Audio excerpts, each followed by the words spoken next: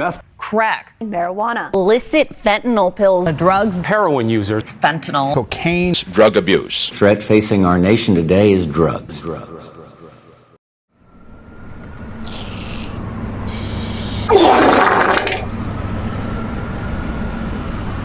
Well, this ain't how you expected, but this is how it is. You are a newborn on the ground, in an alley. This is your life now, and it might as well do. Your life starts small. Compared to the average baby, you're smaller and skinnier. After your surprise visit, your mother takes you home. This is when you meet your father. Hello, Father. Pleasure meet.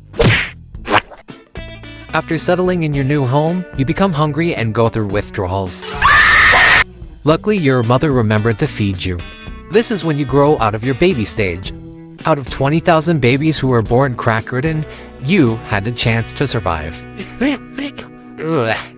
Sorry. You're finally in your childhood phase. You now can attend school. You get to know your surroundings pretty well.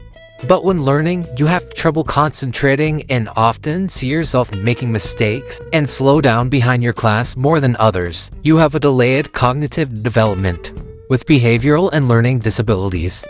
You often find your school life as well as your home life hard to deal with.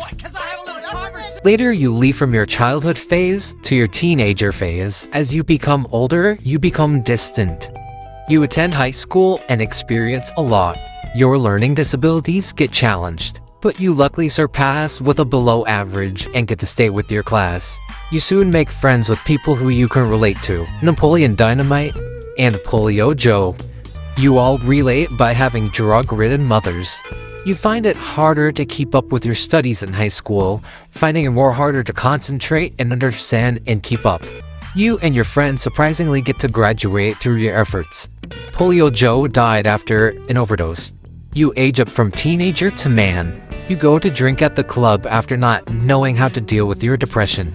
But today, you meet someone. You go up to talk to her. Hey, shawty, I like the way that jiggle. Will you marry me? The lady says yes. You guys move in and marry. In order to support your future upcoming family, you take on a job as a telemarketer, which you surprisingly are really good at. Out of most people, you live your life to the fullest.